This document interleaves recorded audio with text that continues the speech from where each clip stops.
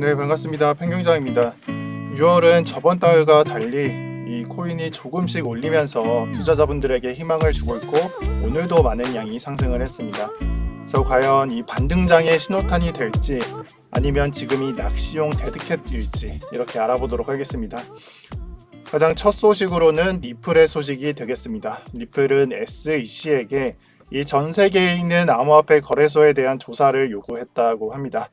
그래서 이 말이 무슨 말이냐면 결국 거래소 등을 조사해서 리플의 판매량을 측정을 한다면 이 SEC가 주장한 리플의 증권법 위반 사항은 이 미국 법이기 때문에 미국 내에서만 적용될 것이고 우리나라 같은 해외는 적용 대상이 아닙니다.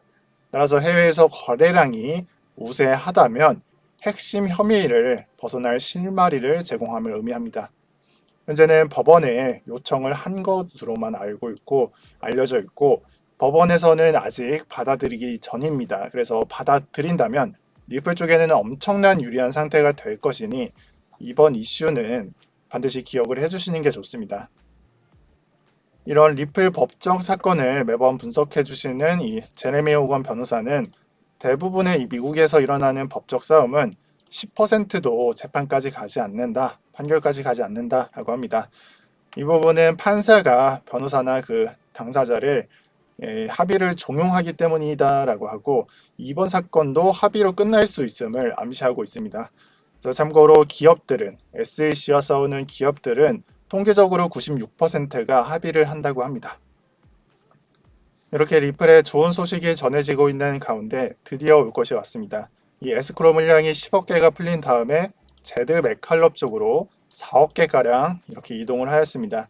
제드는 17년도부터 리플을 받는 즉시 주구장창 팔고 있었으니까 이번 리플 물량도 매도할 것으로 보이고 이걸 보고 사람들은 댓글에 지옥이 왔다 오는 등 뭘 의미하냐 이 사람은 스텔라루멘의 창시자다 이런 댓글들이 적혀져 있습니다. 그래서 제드 맥칼럽의 매도세에 따라서 리플은 어느 정도 조정은 받을 것으로 예상해 주시길 바랍니다.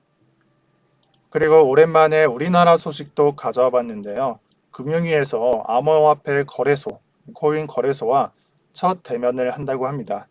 그래서 주요 내용으로는 가상자산 거래소 신고 등록, 이게 주 내용이 될 것이고 밑을 내려보면은 납세 또는 시행령 이런 것도 좀 포함을 한다고 하는데 제가 중요하다고 생각을 하는 내용은 조금 다릅니다. 이건 잡코인에 대한 건데 저는 이 부분에 있어서 앞으로 잡코인 정리가 중요하다라고 생각을 합니다. 그래서 시청자분들께서는 간혹 잡코인이 사라진다라고 댓글을 작성하시는 걸 보니까 약간 두려움을 갖고 계시는 것 같은데 제 생각에는 업비트에 상장되어 있는 잡코인들은 해당 사항이 없을 것으로 예상합니다.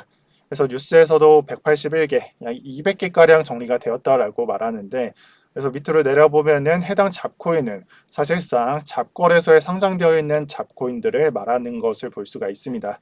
아마 이름을 들어도 처음 들어보시는 코인들이실 겁니다.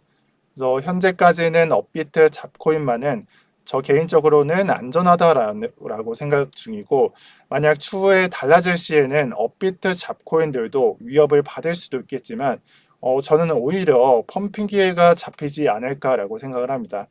이 부분은 업비트는 보통 상장 폐지 전에 투지 유의를 띄우기 때문이고 그 부분으로 인해서 투자 유의빔이 나올 수도 있기 때문입니다. 그래서 저 같은 경우에는 업비트만 사용한 지 2년이 넘었기 때문에 국내 타거래소는 잘 모르겠지만 업비트 사용자분들은 잡코인 이슈를 제가 지금 방금 해석해 드린 대로 이해를 해주시면 될 것 같습니다.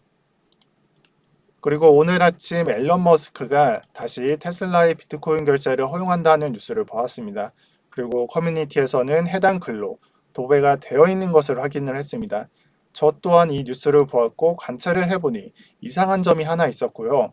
여기서 뉴스 원본이 되는 버밍엄 뉴스를 제가 들어가 보면은 뉴스를 본다면 앨런 머스크가 말한 것 같이 나오는데 이 말은 다시 허용할 수 있다 이런 말이 한 전문가의 입에서 나온 내용이라고 합니다. 그래서 테슬라는 다시 받아들일 것이다.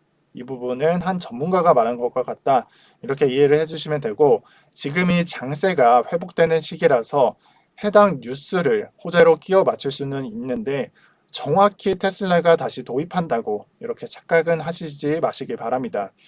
그래서 머스크가 보유하고 있기는 하지만 재도입 의사는 아직 불투명하기 때문입니다.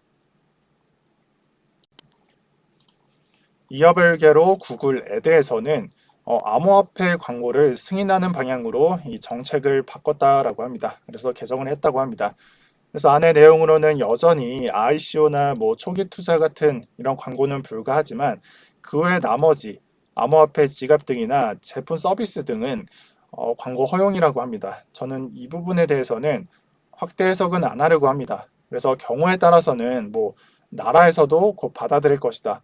정말 심한 경우에는 특정 코인이 CBDC가 된다는 등 이런 말들이 난무하고 있을 것 같은데 제 생각에는 구글사에서 판단을 했을 때 암호화폐가 정상적으로 제도권으로 편입되는 기간이 얼마 남지 않았다 이렇게 말해주고 있는 것 같고 이 부분에 따라서 비트코인 ETF도 어느 정도는 가능성은 열어두어도 좋을 것으로 보입니다.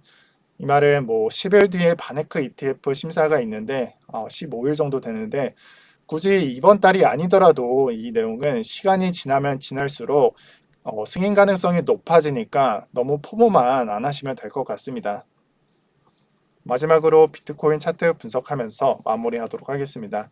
현재 보고 계시는 차트는 도미넌스 차트이며 도미넌스 차트상 분석을 해 보았을 때 메이저 코인이 올라갈 공간이 부족한 걸로 보입니다. 이 말은 메이저가 상승을 하려면 도미넌스를 이렇게 대거 빼면서 메이저 코인을 올리게 되므로 도미넌스 하락에 대해서 어느 정도 염두를 해 두어야 하지만 지금 현재는 최저점 부근이 바로 밑에 있어서 이 부분에서 큰 하락이 나와서 메이저를 들어 올리긴 어렵고 그렇지 않다면 이전과 같이 올렸다가 다시 빼면서 이렇게 하락분을 만들면서 메이저 장세를 만들어야 하지만 올리는 현상이 아직까지는 나오지 않았습니다. 따라서 지금 당장은 메이저 코인 쪽으로 큰 반등이 나오기는 어렵다 이렇게 보시면 되고 이후에 메이저 장세가 출현을 한다면 그것은 아마 도미넌스를 올리면서 빼거나 이게 아니라면은 좀 희박한 확률로 40% 구간 밑으로 빼는 그림 이렇게 하락을 하는 그림이 될 겁니다.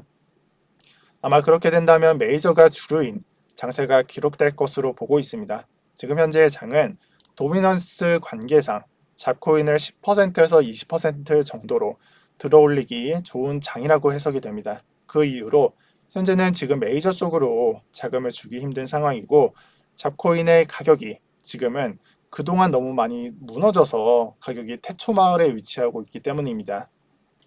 또한 비트코인 차트는 오늘 삼각 수렴 이후에 상방 이탈이 생겨남에 따라서 새로운 추세선을 기록하고 있습니다.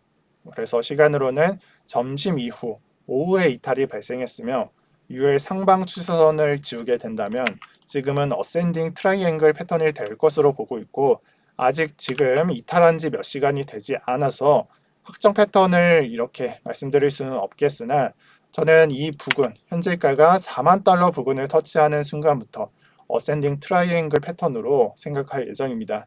다만 여기서 분석가들의 평가, 애널리스트들의 평가는 지금의 거래량이 너무 낮으니까 지금의 추세는 조금 페이크다라고 생각을 하는데 저는 약세장에서 지금의 거래량은 정말 괜찮은 수준이라고 생각을 합니다. 지금의 거래량과 1월, 2월, 3월의 거래량이 큰 차이가 나지 않는 걸 보고 이것보다 낮았음에도 불구하고 반등이 나오는 것을 보면은 큰 차이는 아니라고 생각을 합니다. 이에 따라서 여러분들이 거래량을 보시고 차트를 보시고 매매를 가져가실 때 해당 추세선을 따르는 이 어센딩 트라이앵글 패턴을 따르는 차트를 생각해 주시면 되고 앞으로 주의해야 할 날짜만 제가 말씀을 드리겠습니다.